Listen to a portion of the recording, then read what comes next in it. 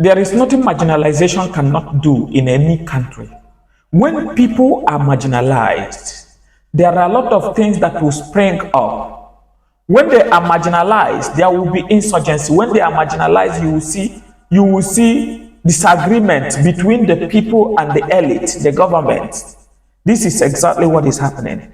I want you to watch why Biafra is fighting. I want you to watch while the Igbos, the Southeasterners, are complaining that they are marginalized. You are going to see this. This will shock you. In a state or in a country, there is a president, there is a governor. It will shock you. In a country that there is a chairman, there is a House of Assembly member, there is Senate who eats a lot of money more than others, who drive cruise cars, who drive SUVs worth of 140 million with high-handedness. This is just an impunity to the people. I would want you to watch, and this will surprise you. In a state, there is a governor. This is happening in Imo State. Pay a good attention. Yoruba people are crying for marginalization. Now, Igbo people are crying for marginalization. And everywhere is crying for marginalization. Exactly, this is the exactitude of the reason why they are crying. Until things are done right, things will not get right. It is better to be bitter and become better. Because when it is bitter, it becomes better.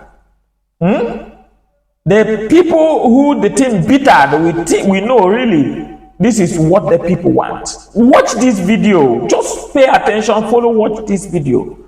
Make sure what you are going to do for me is to click on the subscription button. Anywhere you are following me, just follow. Share it across to people share it to the government so that they will see. Because I know good number of them has ears, but information is not getting to them. And good number of them has eyes, but they cannot see. Please, if they cannot see, they can hear.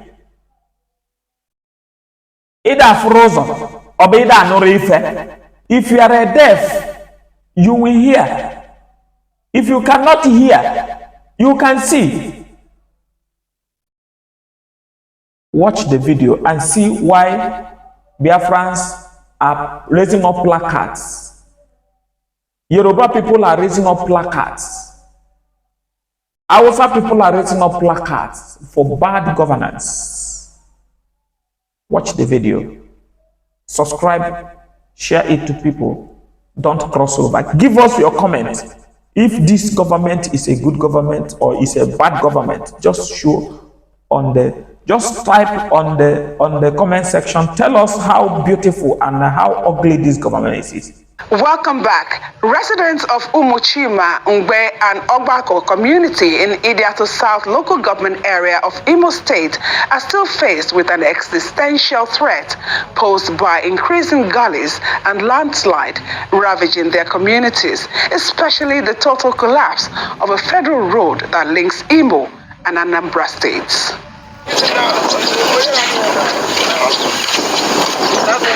What started as a little pothole has now turned into a big gully of about 30 feet deep on the stretch of the Olu-Diato-Kokwa-Uga Federal Road.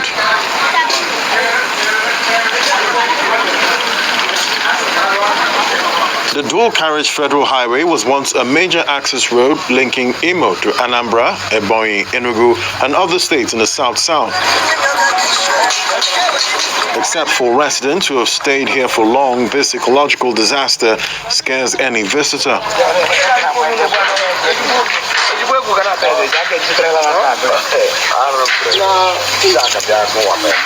Sometime in 2019, the thing started as a pothole down there before the stream, before the river there. and it was neglected by the government, and it started coming out the road 2020, 2021. It continued, and the government was using one part of the road then, and it came and cut the whole road, and they stopped using this place. Lives and properties have gone down due to the gully, which expands at the slightest rainfall. The local economy and livelihoods are largely affected.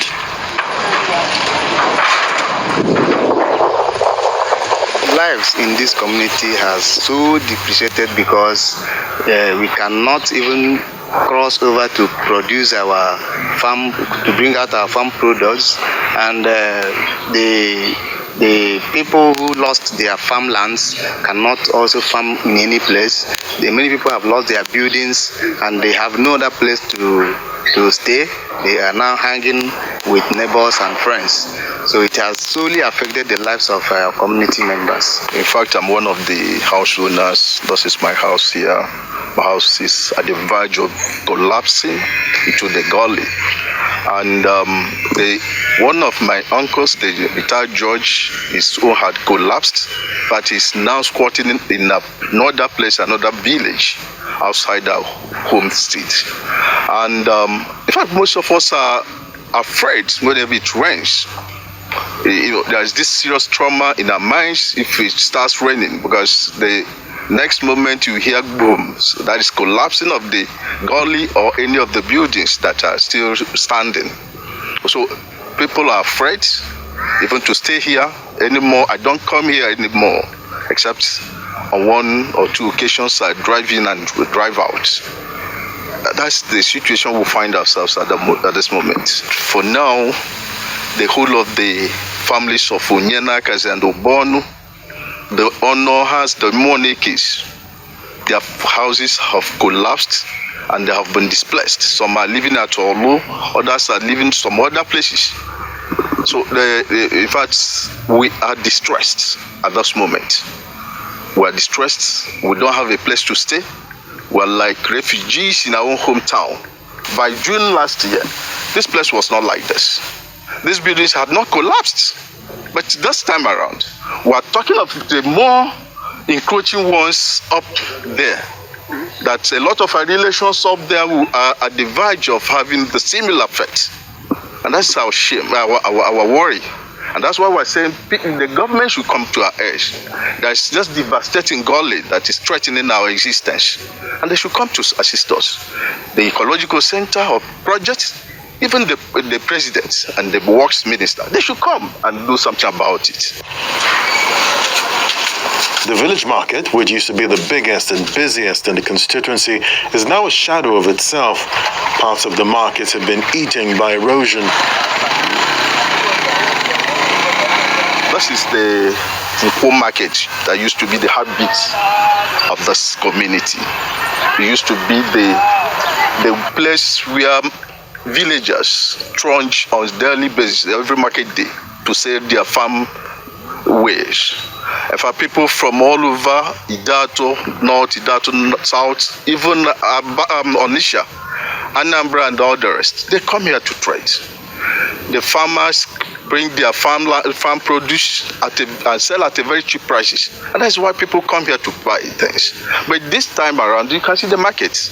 Nothing is remaining in those markets except the shackles and the remnants of those buildings.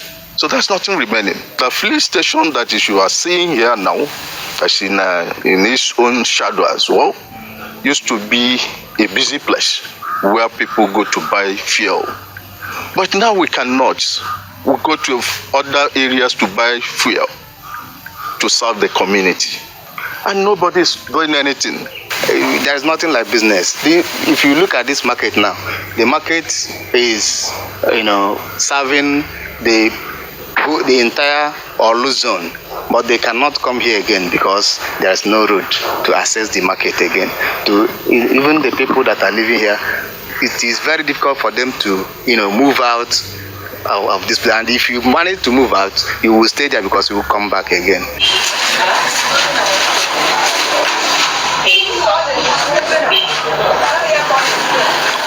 We are pleading the government, any agency that is in charge of this ecological problem should see it as an emergency, because it is not when the community has gone into extinction that they will come. In fact, we have already lost hope. I'm telling you the fact. Because this, what we are doing today, we have done severally, more than 20 times, more than 50 times here, and nothing, no answer yet. We are asking the government to come. We are part of Nigeria. We are part of Imo State. We are human beings living here. So they should come to our aid. We have written to the Ecological Office, Abuja. We have written to so many agencies, and they are all aware of the situation of this place. They don't want to come. So we are pleading them, please, they should come to our aid.